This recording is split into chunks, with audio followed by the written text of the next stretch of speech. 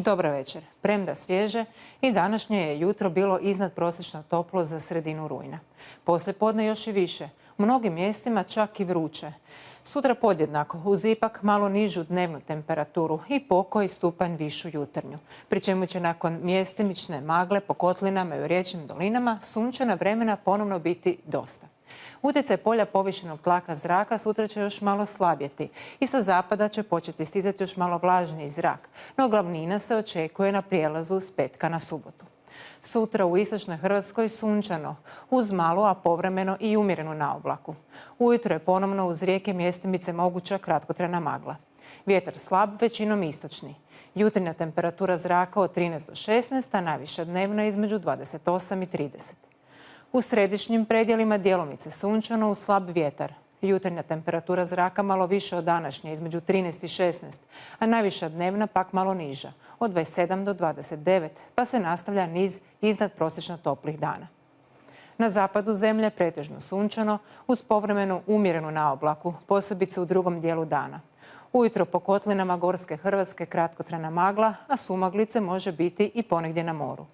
Jutro u Gorju i unutrašnjosti Istre svježe, uz temperaturu od 10 do 15, a duž obala i na otocima najniža temperatura uglavnom između 17 i 22 stupnja. Najviša dnevno od 24 u Gorju do 29 na sjevernom Jadranu. Vjetar uglavnom slab, pa će more biti mirno ili malo valovito. Na srednjem Jadranu i unutrašnjosti Dalmacije pretežno sunčano, mjestimice uz umjerenu naoblaku.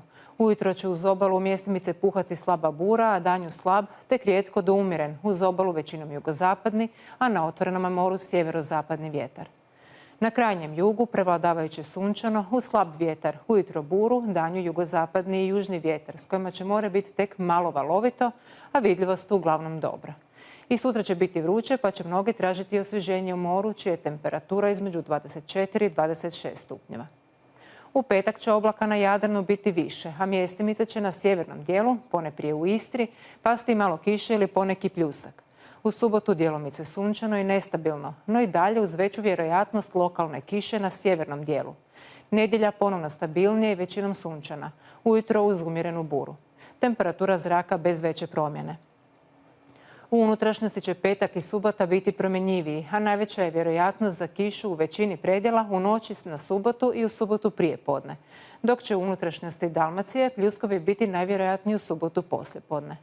U subotu će biti malo svježije, a od nedjelje temperatura ponovno u porastu. Ugodan vam nastavak večeri.